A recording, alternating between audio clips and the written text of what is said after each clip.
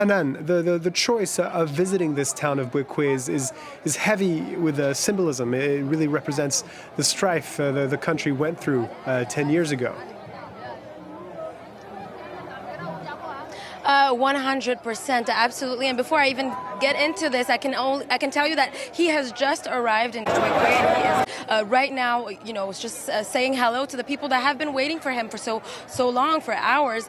He has just made his way through to this monument that was erected in tribute to the people that died during this massacre back in 2011. And of course, this is a very symbolic event, a very symbolic visit.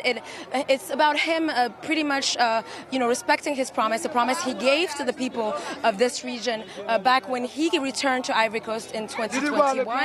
And he's paying this tribute as a way to keep his promise. But there is clearly a sense that this has also a political dimension, especially because historically this region has been in his favor. When he was in power, they were mainly in his favor, and they seem to still support him today, despite what happened over 11 years ago. And of course, we will find out more about what his intentions are, because he will give a speech later today during a more official political rally, where he will, probably speak about this important city, this martyr city that represents, this difficult time difficult chapter in Ivorian history, and the simple idea that national reconciliation can happen, but has to happen through this kinds of events. And I have to probably say that people that we've spoken to have told us that it is great to have Laurent Gbagbo here, and that they would appreciate if they also had a government authority from Alassane Ouattara himself come here and pay tribute to them, just to recognize the trauma that they've been through.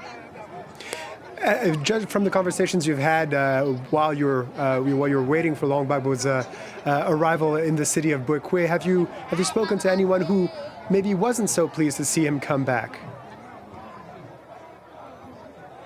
Well, it was definitely not a unanimous perception of his return. I would say that generally speaking, people are pretty happy.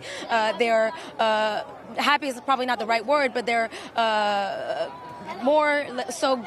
They've experienced gratitude because they want to be acknowledged. They want their experience to be acknowledged. However, we spoke to other people, widows in particular, who told us, we also know that what happened to our people here, our family members, our children, our husbands, was also due to this, tension that ensued after the election, and the fact that, in a way, Laurent Gbagbo did not back down, refused to, leave power, and he also contributed to this conflict. He contributed to the massacre, but we forgive him and we appreciate him being here. So there is a bit of, a nuance in what we're hearing here, but generally speaking, a sense that this is an important event, and that people and that political figures such as Gbagbo need to recognize what happened here 11 years ago.